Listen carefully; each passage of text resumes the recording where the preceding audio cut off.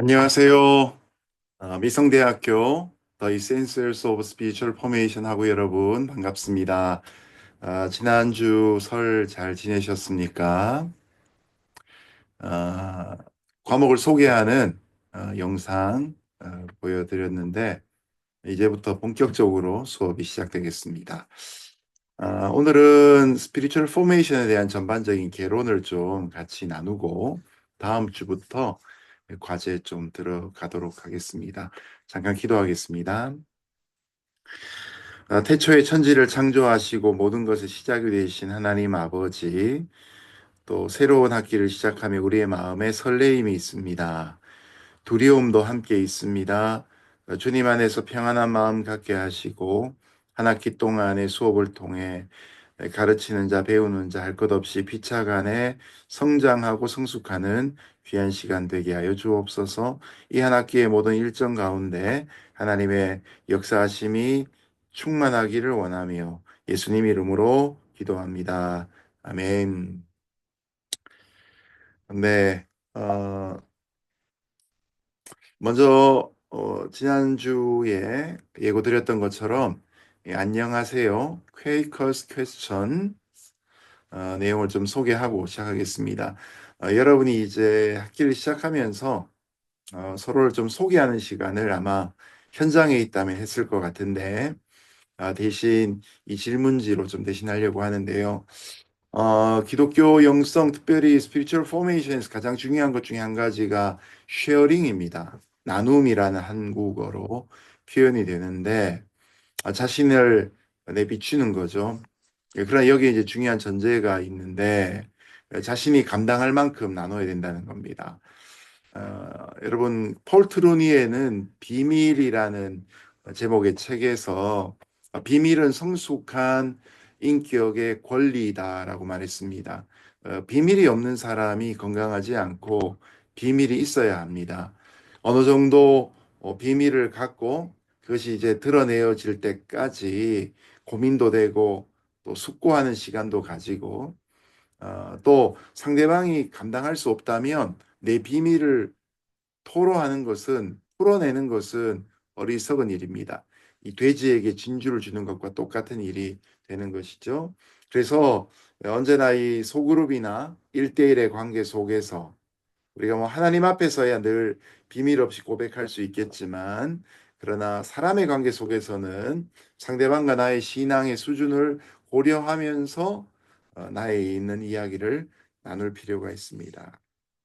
그래서 이 퀘이커스 퀘스천 나중에 이제 우리가 함께 나누겠지만 퀘이커 교도들이 했던 처음 만나서 하는 이 인사법 이 방법을 우리가 가지고 실제로 못하지만 여러분이 이제 이런 어, 한글 프로그램이나 워드 프로그램으로 이제 타이핑 하셔서 내시고 제가 이 질문지 밑에다가 공개하기를 원하시냐 아니면 비공개가 원하시냐 체크하실 수 있도록 하겠습니다. 그러면 공개하시길 원하시는 분들 건 전체를 모아 가지고 쉬어 하도록 하겠습니다. 나는 비공개입니다. 그럼 이제 다른 분들 것도 못 보시는 거고요. 나는 공개하기를 원합니다. 그러면 그런 분들 것만 모아서 나중에 같이 쉐어하면서 같이 수업받는 분들 서로를 조금 알아가는 그런 시간을 갖도록 하겠습니다. 그래서 이 파일은 제가 따로 올려드리도록 하겠고요. 이 퀘스컬 퀘스천은 에어비앤비가 발달되지 않았던 그 옛날 시절에 이 미국에 있는 퀘이커 교도들이 다른 지방을 방문하게 되면 마을 회관 같은 곳에 가서 퀘이커 교도들의 그런 회관 같은 데 가서 숙박을 도움받던 그런 일로부터 시작했다고 합니다. 그럼 이제 처음 보지만 같은 신앙 안에 있는 사람들을 방문하게 되고 그럼 이제 첫 식사의 자리에 에, 교제를 하는데 갑자기 뭘 얘기하면 좀 이상하잖아요. 그래서 이제 네 가지의 질문을 통해서 서로를 소개하고 그러면서 이제 자신이 만난 하나님에 대한 고백이 있는 그런 자리를 가졌다고 해요. 실제로는 뭐 반값은 조금 내지만 이런 일을 통해서 성도와 성도가 서로 교제하는 그런 기회를 가졌다고 합니다. 교회에서 소그룹을 시작할 때 아이스 브레이크로 꼭 하셔야 될 중요한 나눔의 툴이 될 수 있습니다. 제가 먼저 이제 저의 것을 또 샘플로 그렇게 올려놓도록 할 테니까요. 이번 주말까지 과제를 좀 해서 내시면 좋겠습니다. 자, 오늘 기독교 영성 개론인데요. 먼저 영성이란 무엇인가 생각해 보도록 하겠습니다. 자, 우리는 영성을 영빨 또는 신빨 이렇게 표현하기도 하는데요. 주로 한국에 있는 선교단체 CCC에서 영빨이란 말을 제일 먼저 쓰기 시작했습니다. 에, 그러면서 영성은 또 다른 것으로 어, 오해 내지는 확장해서 이해가 되는데 뭐 축사, 귀신을 쫓아내는 것, 그 다음에 병든 것을 치유하는 것, 어떤 사람의 일의 장래에 대해서 말해주는 예언, 또 방언, 영분별, 영성이 있다, 영빨이 세다, 신빨이 있다. 이런 사람들은 다음에 나온 이런 것들을 능력으로 갖고 있는 사람들을 얘기하는 경우가 많았습니다. 그래서 여러분 보셨는지 모르겠지만 작년에 나왔던 영화 중에 파묘라는 영화가 있죠. 여기 이제 주인공으로 등장한 김고은이란 배우가 했던 역할이 하림이라는 젊은 무당이었는데요. 영빨 좋은 무당으로 등장을 합니다. 이 영화의 감독이었던 장재현 감독은 안수 집사님이라 그래요. 기독교 신앙이 있는 사람인데 이 부분을 이제 나름의 책임감을 가지고 만들었다 그래요. 저도 한국 출장 가는 동안 비행기에서 이 영화를 봤는데 작정하고 봤습니다. 보다가 다 끝내지 못하고 이거 보고 한국 가서 설교하면 좀 힘들겠다 싶어 중간에 멈췄다가 돌아오는 길에 또 나머지를 봤었어요. 근데 보고 나니까 좀 정리가 되는데 보는 과정은 쉽지는 않았습니다. 뭐 돼지 잡고 피 흘리고 뭐 이런 일들이 한국에 있었던 무당들이 하는 일, 그 뭐 귀신 같은 게 막 등장하기도 하고 그러니까요. 자, 그래서 여러분, 이 영성이란 말 또 변조되어 있는 영빨, 신빨이란 이런 말의 의미처럼 그냥 영성이라고 하면 기독교에만 있는 게 아닙니다. 여러분, 축사 같은 경우에도 천주교에는 퇴마사 이런 표현이 있지요. 마귀 귀신을 쫓아내는 역할을 하는 퇴마록 뭐 이런 제목의 영화도 있었고요. 그런 일을 맡아서 하는 신부님들도 있습니다. 오웅진 신부님이라고 옛날에는 아주 사회 사업 많이 하는 그런 분이었죠. 그런 마을을 공동체를 이루어 가지고 사람들을 이렇게 돕는 일을 많이 하던 꽃마을이었나요? 제 이름이 정확하게 기억이 안 나는데 그 꽃마을에 있던 오웅준 신부님이 사람들을 돕는 일만 잘한 게 아니라 이분에게는 축사 연사가 있었습니다. 그래서 뭐 붉은 파달도 막 던지고 이렇게 했는데 그래서 보통 이제 영성 내지 영빨이란 말로 표현되는 걸 보면 기독교 신앙뿐만 아니라 모든 종교에는 기본 영성이 있습니다. 그래서 이런 용어를 쓸 때 잘 구별해서 써야 한다는 것을 말씀드리고 싶습니다. 간혹 가다가 이제 기독교 영성을 추구하는 분들 중에 더 깊이 들어가면서 이 달라이 라마랑 만나고 영성에 대한 대화를 하다 보니까 힌두교나 라마 불교의 그 영성과 대화가 되어지는 그런 경우가 있어요. 근데 여러분 이거 잘 이해하실 것은 현상은 비슷할 수 있어요. 그러나 근본적인 메커니즘은 다를 수밖에 없습니다. 그래서 첫 번째 부분에서는 이 부분을 조금 더 명확하게 말씀드리고 싶습니다. 자, 영성이라는 단어 속에 우리가 거꾸로 추구해야 될 단어들, 기독교적인 표현들이 이런 단어들이 있습니다. 거룩, 인내, 분별력, 균형, 친밀감. 이런 내용들은 다른 종교의 영성에서는 없고 기독교 신앙 안에만 있는 그런 내용입니다. 열매 맺는 삶, 영향력, 연합, 절제, 사랑, 예지력, 긍휼, 언어, 자족 그런 것들이죠. 여러분 무당에게 연합이 있습니까? 거룩함이 있습니까? 열매가 있습니까? 없지요. 무당 욕 굉장히 잘하지요. 네, 이런 보통의 영성, 종교의 영성과 기독교 신앙의 영성은 다르다는 걸 구분할 필요가 있습니다. 그래서 영성이란 말, spirituality란 말, 이 용어가 보편적으로 쓰이는 것과 우리가 쓰는 영성의 단어, 종교적 영성과 신앙의 영성은 다르다는 걸 구별할 필요가 있는데요. 일반적인 영성의 정의를 좀 생각해 볼까요? 영성이란 말, spirituality란 말은 spiritus란 말에서부터 왔는데 숨, 호흡, 입김, 또 신들의 입김, 또 영감, 인스퍼레이션 이런 단어에서부터 출발을 합니다. 스피리투알리스 이런 것은 이제 형용사의 부사의 의미가 되겠죠. 영으로 채워진 영적인 이런 의미가 되죠. 명사에서 형용사로 바뀌어지게 되죠. 그리고 이제 스피리투알리타스란 말이 되면서 영성이란 단어로 만들어지게 됩니다. 여러분 이 영이란 말 한자 말 영영자죠. 가만히 한번 보십시오. 자, 제일 위에 비우자가 있습니다. 비우자. 비우자. 여러분 조선 시대까지만 해도 왕이 갖고 있던 가장 중요한 덕은 비가 내리게 하는 것이었어요. 그래서 기우제를 지내죠.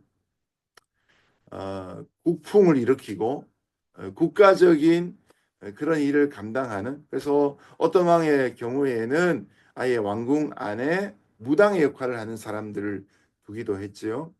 근데 그때 쓰이는 이 기우제와 관계된 것, 하늘의 천기를 움직이는 이 제일 대표적인 것이 바로 비우자, 비에 대한 내용입니다. 자, 그리고 나서 이제 입구자가 세 개가 되죠. 입구자 세 개는 사람의 무리를 의미합니다.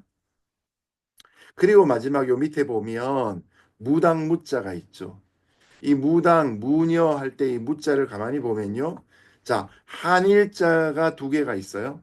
위에는 하늘이고 밑에는 땅입니다. 그리고 하늘의 뜻이 땅으로 이루어지는 획이 하나 내려오죠. 그리고 이 사이에 사람 인자가 두 개 들어갑니다. 이게 무당 무자예요. 그러니까 여기 있는 사람이 결국 누굽니까? 하늘의 기운을 땅으로 내리는 사람. 이게 바로 무당의 의미입니다. 그래서 이 영이란 말이 한자로 만들어질 때 특별히 한자는 뜻의 의미가 붙어서 만들어진 언어죠. 어, 무당이 사람들을 위해서 비를 내리게 하는 것. 이것이 이제 영이라는 표현이 됩니다. 상당히 이런 걸 보면 굉장히 영이라는 단어 속에 조금 무서운 느낌들이 들어있는 걸 보게 되죠. 신령한 영자, 이것은 비올 영의 무당무가 붙어 있는 글자다. 자, 그래서 이제 이런 영성, 스피리추얼리티가 모든 종교들에게도 부분적으로 존재합니다. 현상적으로는 똑같습니다. 그래서 예수님 당시에도 예수님이 귀신을 쫓아내는 모습을 보면서 사람들은 오해하지요. 또 제자들이 예수님 쫓아내는 걸 보면서 또 돈을 주고 그 영성을 사고자 했던 어리석은 일들도 있었지요. 그래서 우리는 여기에 이제 기독교라는 단어를 붙이고 기독교 영성, 크리스천 스피리추얼리티, 비브리칼 스피리추얼리티 이런 부분들을 표현해야 됩니다. 기독교 영성은 그런 의미에서 하나님과의 깊은 관계를 통한 삶의 변화를 가져오는 겁니다. 이 거룩이 우리 기독교 영성의 특징이 되죠. 또 예수님을 본받는 것을 통해서 삶의 변화가 일어나는 것이 기독교 영성입니다. 그리고 성령의 인도하심을 통해서 삶의 변화가 일어나게 됩니다.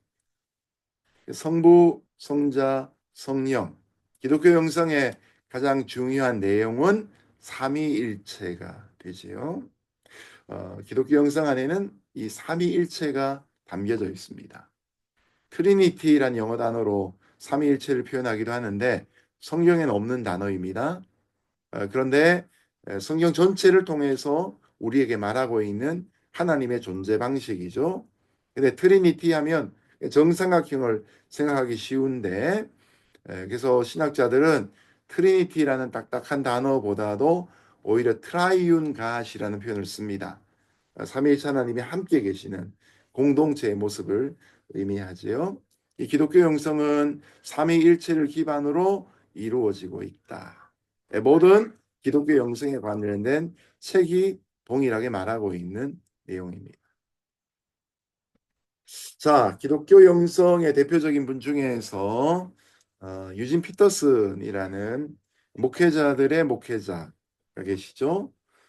예수 그리스도 우리 왕 교회를 29년 동안 단임 목회를 하면서 세들먼트 정주 목회자의 정주를 몸소 체험하고 보여주신 분이신데요. 네, 아주 성품 좋으신 할아버지처럼 생기셨죠. 유진 피터스 목사님은 1년 12개월 중에서 10개월을 자신이 섬기는 교회에서 큰 교회는 아니었습니다. 한 200명 좀 안 되는 교회였는데 10개월을 열심히 말씀 사역을 합니다. 그리고 한 달을 안식월을 갖고요. 또 다른 한 달을 저수를 위한 안식월을 갖습니다. 10개월 동안 연구하며 매주마다 준비한 말씀을 갖고 산골 별장으로 들어가서 맨발로 있으면서 타자기 내지는 오래된 컴퓨터 한 대를 앞에 두고 그 자료들을 가지고 책을 써내는 거죠.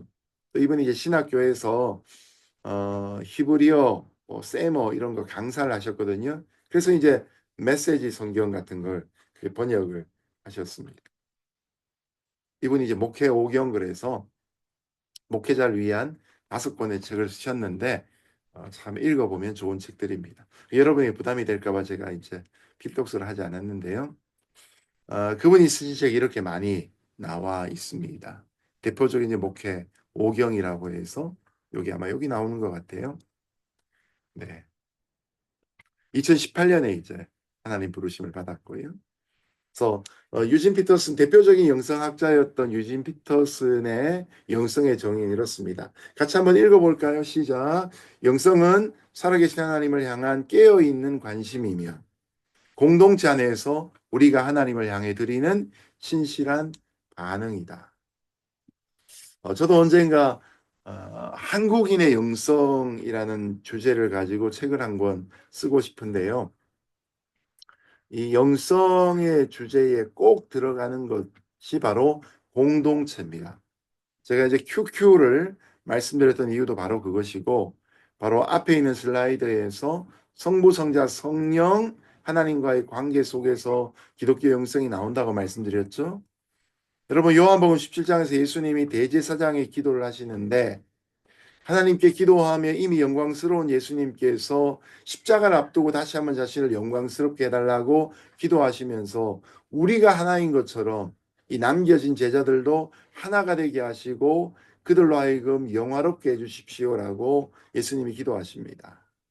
이 공동체가 영성에서는 또한 굉장히 중요한 것을 강조하고 있는 겁니다. 이 영성이란 것이 결코 개인이 아니라 공동체이고, 그래서 우리가 하나님과 맺는 관계, 그리고 우리가 이웃과 맺는 관계, 그리고 내가 나 자신과 맺는 관계, 이 세 가지 관계가 온전히 어우러져야 건강한 영성이 되고요. 삼위일체 하나님을 향한 깨어있는 관심을 나타내며 또 공동체 안에서 함께 하나님께 드리는 신실한 반응이 영성이 될 수 있다. 유진 피터슨의 귀한 고백입니다. 자, 영성에 관해서 이제 꼭 필요한 거 세 가지 내용이 있는데요. 첫 번째, 인간은 영성적 존재라는 것입니다. 우리가 흔히 이제 영혼이라고 표현을 하죠. 2분설, 3분설에 따라서 사람을 두 가지 큰 방식으로 존재 방식으로 나누죠. 네. 그 워치만 리 같은 경우에 어떤 분들은 이분을 이제 받아들일 수 있고 어떤 분들은 배척하기도 하는데 개혁주의 관점에서는 워치만 리를 다 품지는 않습니다. 왜냐하면 워치만 리가 인간을 3분선으로 표현, 영육혼으로 분별하고 있기 때문이죠. 예, 성경의 영육혼으로 분별이 안 되죠. 근데 이제 모든 영적인 활동을 설명하다 보면 영육혼이 잘 맞아 들어갑니다. 그래서 이 성경은 사람을 영혼과 육체 이분법으로 나누게 되죠. 어찌되었건 사람에게는 영혼이 있고 영성적 존재입니다. 우리가 이 강아지와 고양이 같은 반려동물들을 키우죠. 때로는 그 반려동물이 죽고 나면 목회자에게 우리 사랑하는 뽀미가 죽었는데 천국 갈까요? 이렇게 이제 질문하는, 부활할까요? 질문하는 분도 계십니다. 아마 천국에 가면 강아지가 있을 거예요. 그러나 그 존재가 뽀미는 아닐 거예요. 왜냐하면 사람에게만 영혼이 있기 때문이지요. 인간은 영성적인 존재입니다. 그래서 육신의 양식만으로는 만족할 수 없고요. 창세기 2장 7절에 나오는 것처럼 하나님이 아담을 땅의 흙으로 지으시고 그 코에다가 생기를 불어넣으셨죠. 그 결과로 사람이 생명이 되었습니다. 리빙 소울이 되었습니다. 이때부터 사람이 영적인 존재, 영성적인 존재로 살아가기 시작. 결코 우리가 영적인 존재인 것을 잊어버리면 안 되겠죠. 두 번째로 그리스도인은 하나님과 그리스도의 영이 거하는 존재입니다. 하나님과 그리스도의 영이 함께 존재하는 존재 방식이죠. 로마서 8장 9절에 보면 그러나 하나님의 영이 여러분 안에 계시면 여러분 육신 안에 있지 않고 성령 안에 계십니다. 하나님의 영, 그리스도의 영이 함께 계시고 예수님이 부활하시고 40일 동안 제자로 함께 계시다가 승천하시고 보혜사로 계셨던 예수님께서 내가 하나님의 보좌 우편으로 가면 또 다른 보혜사가 와서 너희를 도울 것이다. 성령이 강림하시게 되죠. 임마누엘의 약속이 영원히 이루어지는 방식입니다. 그래서 기독교의 영성은 성령의 영성이 되어야. 그리고 세 번째, 성령 충만한 그리스도인은 성령을 따라 사는 존재입니다. 성령이 우리의 삶의 가이드가 되시죠. 우리의 삶을 이끄시고 우리를 충만케 하십니다. 그래서 우리가 거룩한 삶을 살기 위해 이것을 죄를 짓지 않는 그것보다 더 중요한 것은 의를 이루는 것이고 하나님의 뜻을 따라 사는 것이죠. 내가 이루노니 너희는 성령을 쫓아 행하라. 그리하면 육체의 욕심을 이루지 아니하리라. 삶의 가장 중요한 기준이 성령 따라 살아가는 존재입니다. 여러분 이만큼 얘기하시면 세상의 종교의 영성과 기독교 영성이 어마어마한 차이가 있다는 사실을 발견하시게 될 겁니다. 물론 세상 종교의 영성에도 독특한 수련법이 있습니다. 불교 같으면 108배, 1000배 이런 게 있을 수 있죠. 다른 종교에도 금식이 있을 수 있고 인도 같으면 요가가 영적인 수련의 방법이죠. 그러나 그것은 인간의 행위의 반복입니다. 디스플린은 있지만 그러나 영은 없죠. 성령은 없습니다. 기독교 영성의 중요한 것은 우리가 수련을 통해서 도움을 받을 수 있지만 그러나 우리가 영적인 삶을 살아가는 데 중요한 것은 하나님이 우리에게 성령을 부어 주셔야 가능하다는 것입니다. 자, 그런 의미에서 그리스도인의 삶에서 가장 중요한 개인적인 훈련 두 가지가 있는데요. 첫 번째는 말씀, 성경이고 두 번째는 기도입니다. 자, 모세가 광야에서 중요한 두 가지 훈련을 받는데 그게 바로 기도와 말씀의 훈련이었습니다. 출애굽기 8장 28절에 보면 광야로 나가도록 하지요. 애굽 왕 바로에게 이 고센 땅을 중심으로 거주하고 있는 히브리 백성들을 데리고 홍해를 건너 광야로 나가겠다라고 했는데 그런데 바로가 이것을 허락하지 않다가 허락할 때 뭐라고 합니까? 여호와께 광야에서 희생을 너희가 드릴게 내가 허락하는데 너무 멀리 가지 말고 가서 너희는 나를 위해 기도해 달라. 그래서 모세가 밝힌 광야로 나아가는 이유가 기도였기 때문에 이 바로도 그렇게 말하는 것이죠. 그래서 홍해 앞에서 사면 초가의 상태에서 어, 모세가 하나님 앞에 기도하죠. 그래서 지팡이를 내밀라 그럴 때 이 흐르고 있던 넘실거리고 넘치고 있던 그 홍해 물이 멈추고 동쪽에서부터 바람이 불어와 멈추고 그리고 이제 마른 땅을 밟고 건너게 돼요. 마라의 스물 앞에서 모세가 기도하고 아말렉과의 전투 앞에서 산으로 올라가 아론과 훌의 도움을 받아 손을 들므로 기도합니다. 신의 산 앞에도 기도하는 모습이 나옵니다. 그런가 하면 신명기 8장 3절에 보면 말씀의 훈련이 나옵니다. 이 만나 메추라기를 주신 이유가 뭐냐? 매일매일 영적으로 말씀을 공급받고 살아가는 삶에 대한 강조입니다. 만나와 메추라기는 하나님의 공급하심을 의미하는데 특별히 만나는 육신의 삶에서 안식의 중요한 영적인 습관을 위해 주어진 것인데 그런데 이 광야 생활 40년을 통틀어서 만나로 먹게 하신 이유는 뭐냐? 사람이 떡으로만 사는 것이 아니고 여호와 입에서 나오는 모든 말씀으로 사는 존재인 것을 알게 하기 위한 목적입니다. 그러니 모세를 비롯해서 이스라엘 백성 이 홍해를 나와 건너갔던 출애굽의 모든 세대들은 이 기도와 말씀의 훈련을 광야에서 받았던 것이죠. 그래서 우리도 개인 영성 훈련의 중요한 두 가지 탑픽은 결국 성경과 기도입니다. 이 성경과 기도를 배제한 영성 훈련은 결코 온전할 수 없습니다. 여러분, 그냥 금식하면 금식이 되고요. 금식을 하는데 말씀을 보고 기도하면 진정한 금식이 되는 것이죠. 하늘에 내려온 만나, 반석에서 나온 물, 십계명, 두 돌판, 이다 기도와 말씀의 의미를 갖습니다.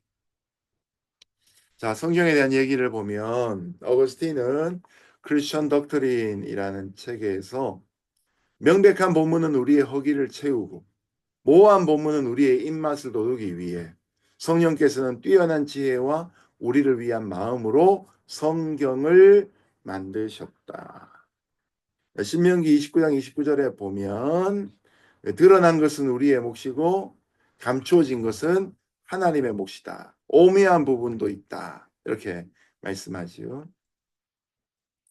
기도는 초보에 머물러 있고 싶은 사람은 없습니다. 그러나 우리는 평생 기도의 초보자 딱지를 결고 뗄 수 없음을 인정합시다. 기도라는 게 뭐냐? 열심히 한다고 오래 한다고 잘 되는 게 아니고 하나님이 나를 만나 주셔야 된다. 기도에도 하나님이 주권이 있다는 것을 강조하는 토머스 머튼의 내용입니다. 여러분 토머스 머튼 같은 경우에는 조금 조심하면서 이분의 책을 읽을 필요가 있는데요. 첫 번째는 너무나 방대하다는 거고요. 또 두 번째는 이분은 이제 달라이라마를 만나서 교제하기도 했습니다. 아마 영성에 이렇게 가다 보니까 현상이 비슷하니까 달라이라를 만나서 대화를 하기도 했는데 이것 때문에 이제 딱지가 이제 붙여지게 되죠. 그래서 토마스 머튼의 책은 7층산으로 대표되는 자서전적인 책들이 있는데 조금 이렇게 걸러서 읽으셔야 될 필요가 있습니다. 자, 그런데 기독교인들에게 있어서 개인 훈련에 말씀과 기도가 있는 것에서 더 나아가서 회중 훈련이 함께 필요합니다. 하나님이 삼위일체로 존재하시는 것처럼 우리의 영성도 개인의 영성뿐만 아니라 공동체가 함께 할 때 더욱 견고해질 수 있기 때문인데요. 전제는 뭐냐? 첫 번째 우리는 혼자 기도해야 됩니다. 개인 기도 없이 공동체 기도로 나갈 수는 없습니다. 마태복음 6장 6절에 나오는 것처럼 너희는 기도할 때 내 골방에 들어가 문을 닫고 은밀한 중에 계신 내 아버지께 기도하라. 은밀한 중에 보신 내 아버지께서 갚으시리라. 은밀한 기도가 우리에게 있어야 하나님과의 1대1의 관계가 있어야 하는. 그러나 성경은 개인적 기도에만 멈추지 않고 함께 기도하는 공동체, 코퍼레이티브 플레이어를 강조합니다. 사도행전 1장 4절이죠.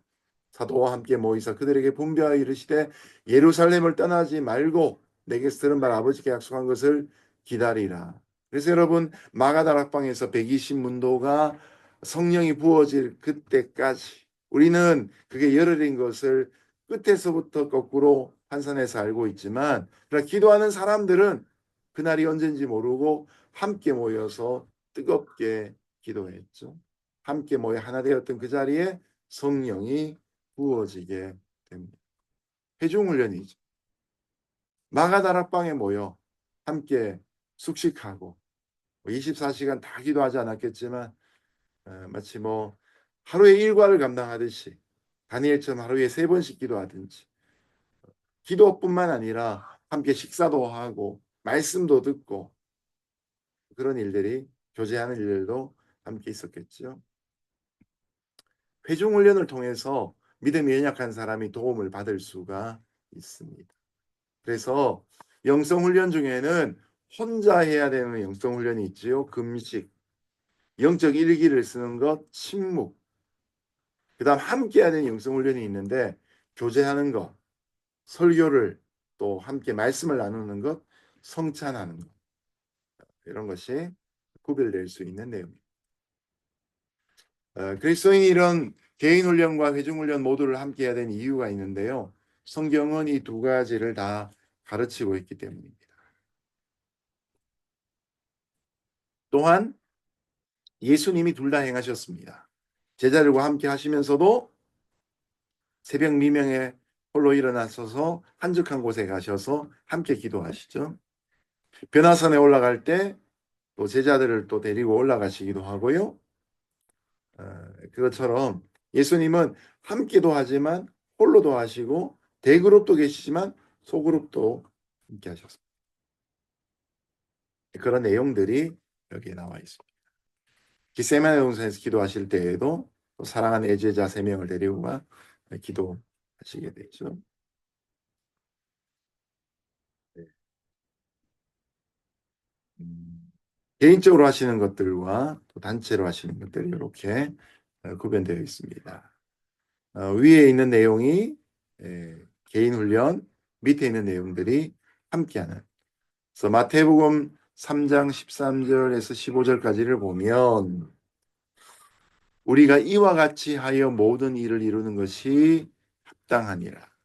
예수님께서 세례요한에게 가셔서 세례요한으로부터 세례를 받으시죠.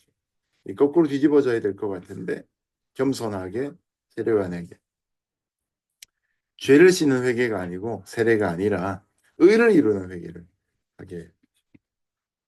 또 안식일 내시면 예수님은 회당에 가셔서 함께 또 예배를 드리셨습니다. 우리 뭐 교회가 너무 어렵다 보니까 또 교회가 또 많은 실망을 시키니까 사람들이 가난한 교회 안 나간다.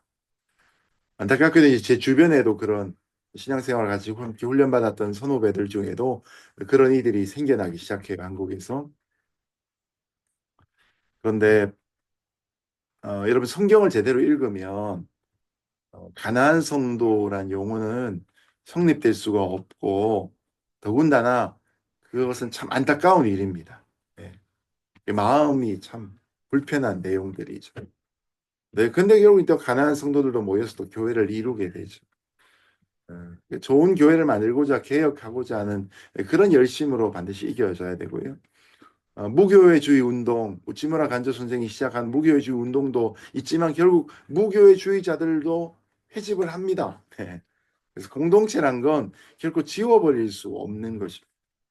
제도적 교회의 모습은 계속해서 개혁되고 변화돼야 되는데 교회가 제도로서 존재하는 그 자체를 부정하는 건 결코 건강하지는 않습니다. 이 공동체는 누구에게나 반드시 필요. 그래서 세례를 받으면 반드시 공동체 안에서 받아야 되고 공동체 안에 있어야 회중훈련 필요합니다. 그래서 영적 훈련이란 무엇인가? 내적인 훈련이 있고 외적인 훈련이 있고요. 단체 훈련들이 있습니다. 목적은 영적인 성장을 도모하는 것이고요. 그 내용 안에는 묵상, 금식, 공부, 성경 공부죠. 또 교회사 공부도 될 수 있고요. 또 영성에 관련된 책을 읽는 공부도 될 수 있습니다. 또 중요한 것 중에 한 가지가 홀로 읽기, 그다음 복종, 그다음에 인도하심 받기, 특별히 스피리추얼 디렉션이라는 그런 영역이 있어요. 스피리추얼 포메이션, 스피리추얼 디렉션이라는 내용이 있습니다. 우리 마음과 정서가 힘들 때 사이칼로지스트나 정신과 닥터를 만나죠. 상담을 받습니다. 문제가 생겼을 때 문제를 치유하기 위해 만나는데 기독교 신앙 안에는 스피리추얼 디렉션이라는 것이 있어서 평소에도 교제하는 영적인 멘토링의 일들이 있습니다. 자, 이런 훈련들이 우리의 외적인 습관을 변화시키고 우리의 삶에 하나님의 풍성하심을 임하게 하는 방법이 됩니다. 이런 영적 훈련에 제일 강조된 책이 바로 여러분이 이번 학기에 읽으셔야 될 리차드 포스터의 영적 훈련과 성장이라는 책입니다. 이 영적 훈련과 성장에 보면 네, 크게 이제 세 가지 1부, 2부, 3부가 있는데요. 내적 훈련, 외적 훈련, 단체 훈련입니다. 묵상, 기도, 금식, 학습. 사실 이거는 개인이 해야 되는 거고요. 두 번째로 단순성의 훈련, 홀로 있기 훈련, 복종의 훈련, 섬김의 훈련. 이 내적 훈련에 더 나아가서 개인이 해야 될 그런 눈에 보이는 일들이고요. 그런가 하면 3부에는 단체 훈련이 있죠. 고백의 훈련, 예배의 훈련, 인도하심을 받는 훈련, 기쁨의 훈련, 감사의 훈련, 축전의 훈련. 그래서 영적 훈련과 성장이란 책의 원래 영어 원제가 Celebration of Disciple이라고 돼 있죠. 네, Discipline. Celebration of Discipline. 네, Discipline이란 말에서 Disciple이란 단어가 나와 제자란 단어가 나왔죠. 그 제자됨의 축제 내지 축전 이렇게 표현되는데요. 축전 이름 또 평양 축전을 떠올리시게 돼서 부정책이 되는데 축제라고 하면 또 이 뭐 무당이 펼치는 뭐 그런 빌축자가 되고 그런 걸 참 한자 말 속에 그런 내용들 뭐 영성이란 말도 그래서 유래가 좀 그렇게 되지만 한국말로 한국어로 잔치란 표현 될 수 있겠죠. 제자됨의 잔치, 제자도의 잔치 이렇게 표현될 수 있습니다. 공동체가 함께 해야 되는 영적인 훈련들이 있다. 이 책을 여러분이 잘 소화하시면 또 이번 학기 강의뿐만 아니라 여러분이 이 책을 읽는 일들을 통해서도 신앙에 잘 정립이 될 수 있을 것 같습니다. 자, 영성훈련이란 과연 무엇인가? 네. 자, 빈칸을 한번 채워보세요. 빈칸. 자, 성경은 개인 훈련 및 무엇이 함께 돼야 됩니까? 네, 공동체 훈련, 또 단체 훈련, 회중 훈련, 뭐 이런 단어가 다 들어갈 수 있겠죠. 영적 훈련의 특징은 태도가 아닌 무엇일까요? 조금 더 이제 생각할 수 있는 시간을 드리기 위해서 여러분 한번 빈칸 한번 채워보시기 바래요. 네. 지금까지 강의를 들으셨기 때문에 이 내용들에 대해서 여러분이 이제 어렵지 않게 아마 찾아보실 수 있을 것 같아요. 영적 훈련은 무엇에 기초를 둬야 될까요? 네. 경험일까요? 전통일까요? 아, 그다음에 영적 훈련은 성경으로 무엇 무엇 하다. 네, 이것도 한번 생각을 좀 해보시길 바랍니다. 음, 또 영적 훈련은 무엇과 무관한 것이 아니다. 네, 생각을 좀 해보실까요? 영적 훈련은 무엇 무엇과 무관한 것이 아니다.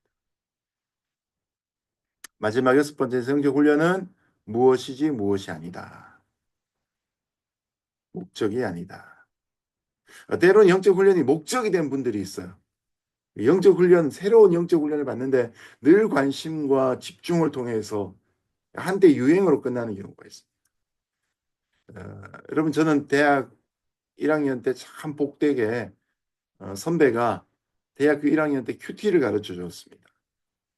그냥 대학교 1학년 신입생 계약하면 인문대 건물 앞에 잔디밭에와 뭐 왜 나가야 되는지 몰랐어요. 갔더니만 이제 그때 처음으로 이제 매일 성경이라는 큐티지를 주면서 이제 한두 달 동안 우리가 매일 아침 여기에서 어, 큐티 훈련할 거라. 그래서 이제 큐티가 뭔지를 모르면서 큐티를 배웠어요.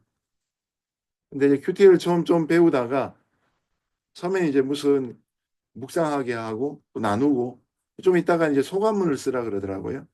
이때 이제 개인적으로 도서관에 자리를 잡고 개인 큐티하고 소감을 쓰고 점심 때 만나서 소감문을 서로 나 읽었죠. 아침에 큐티했던 것을 저널링을 해가지고 그러고 나서 이제 그 큐티가 제가 이제 장착이 되었습니다. 제가 여러분 그때 이제 그렇게 돼가지고 20살 때 큐티를 배웠는데 제가 33살에 생명의산 편집장이 된 거예요. 네, 13년 지나고 나서 신학교 졸업하고 나서 기독교 문서 사역에 들어가면서 어, 두라노 서원에서 생명의산 편집장이 되어서 열심히 전 세계를 누비면서 큐티 강사로서 또 큐티에 관련된 여러 제가 한때는 12개 종류의 12종류의 큐티지 각 세대와 언어별로 큐티지를 책임지는 편집부장으로 있었습니다. 참 제게는 복이었어요. 제가 갖고 있던 대학 때 당시에 선배들이 이제 강조하던 세계 비전이 있었는데 첫 번째 캠퍼스 복음화, 두 번째 성서한국, 세 번째 세계 선교. 그래서 대학 졸업하고 군대 갔다 오면서 캠퍼스 복음화를 위해서 제가 대학원 때 섬겼던 공동체 간사로, 교사로 섬겼어요. 그리고 나서 신학교를 가게 됐고요. 그런 다음에 이제 두 번째로 두란노 서원을 이제 2000년에 들어가서 문서 사역을 9년 동안 합니다. 그 중에 6년을 이제 생명의 삶 편집장을 비롯한 12종류의 큐티지를 만드는 책임을 맡은 편집부장이 되고 그러면서 큐티 강사로 네, 이렇게 열심히 다녔습니다. 그때 이제 김양재 목사님하고도 그분은 이제 매일 성경으로 저는 생명의 삶으로 그렇게 이제 죠. 그게 이제 나중에 돌아보니까 성서한국의 기초가 되었어요. 그 세 번째가 이제 세계 선교. 지금 LA에서 목회하면서 15년 차 들어가는데 제가 LA에 있으면서 중남미 선교 역할을 감당하는 선교단체의 총무도 하고 지금은 이제 베러월드라는 NGO 단체 베러월드 아메리카의 대표로 있으면서 중남미에 이제 학교 짓고 또 학교를 운영하도록 돕고 교회 섬기고 그런 일 나라마다 합니다. 지금 이제 쿠바라는 나라 거기에 쿠바에다가 선교센터 짓고 또 사역을 또 하기 위해 또 출장을 또 가야 됩니다. 그래서 이제 이런 과정들을 통해서 이제 저희 개인의 영성이 지금까지 너무나 복되게 대학교 1학년 때부터. 그래서 여러분, 영성의 제일 첫 번째가 유행을 따라 이렇게 변화되는 게 아니고요. 말씀 묵상이면 말씀 묵상이 평생 가면서 깊어지는 겁니다. 영성을 유행으로 지키지 마시고 한 가지를 붙잡고 끝까지 뿌리 내리는 일들이 있기를 바랍니다. 자, 성경은 개인 훈련뿐만 아니라 회중 훈련 둘 다 우리에게 명령하고 있죠. 또 영성 훈련의 특징은 태도가 아닌 활동입니다. 신앙은 태도예요. 그러나 영적인 훈련은 훈련이란 말 속에 들어가 있는 것처럼 활동이 전제되어야 됩니다. 믿음은 실천이기도 하죠. 세 번째 영적 훈련은 성경에 기초되어야 됩니다. 영적 훈련과 영성이 잘못되다 보면 신비주의와 연결되어지는데 그래서 이제 초기 기독교부터 시작해서 중세에는 이 신비가 극치가 되죠. 저희 대학부 선배 중에 지금도 이제 신학교 교수님 하신 분이 있는데 영국에서 영성신학 박사를 받으셨는데 이분이 이제 초기 기독교 영성이 주제였습니다. 초기 기독교 이제 사막 교부들의 영성을 연구하셨는데 그분이 이제 박사 연구 공부할 때 영국에서 이제 잠시 한국 들어와서 만나서 대화하다 보면 이런 얘기 하셨어요. 야, 이전도사, 야, 내가 이거 영성 깊이 들어가 보다 보니까 자칫하면 교부 공부하다가 초대 교회의 교부를 공부하다가 예수님 잊어버리겠다. 그러니까 어, 초기 기독교 교부들은요 사막 교부들이었는데 사막에서 수도하면서 막 기둥에 올라가서 하루 한 끼 먹으면서 금식하고 나머지는 금식하면서 이렇게 보내거든요. 신령한 은혜를 구하다 보니까 예수님 생략하고 하나님하고 직통계시를 하려고 하는 그런 위험이 있더라. 그런 고백을 들은 적이 있습니다. 여러분 영적 훈련은 반드시 성경에 기초돼야 되고요. 또 영적 훈련은 성경으로도 충분하다는 사실을 아셔야 되고요. 영적 훈련은 복음과 결코 무관하지 않습니다. 복음과 철저하게 연결돼야 되고 또 영적 훈련은 우리에게 수단이지 목적이 되지 않습니다. 우리가 영적 훈련을 통해 주님을 만나야 되고 성령 충만해야 되고 하나님의 뜻대로 살아가야 합니다. 정답을 그 뒤에 이제 이렇게 다 적어놨습니다. 여러분 이 내용들은 이제 PDF로 다 올려져 있고요. 어, 이 강의를 들으시기 전에 미리 PDF를 지난주에 말씀드린 것처럼 여러분의 갤럭시 탭이나 아니면 아이패드에 받으셔서 필기구 가지고 기록하시면서 강의 들으시면 도움이 될 것 같습니다. 그래서 다음 주부터 시작해서 7번, 네, 9번의 만남이라는 교재를 통해서 살피게 될 텐데요. 성경이 역사를 만날 때 영성 훈련에 관한 주제들을 우리가 충분하게 느낄 수 있는데요.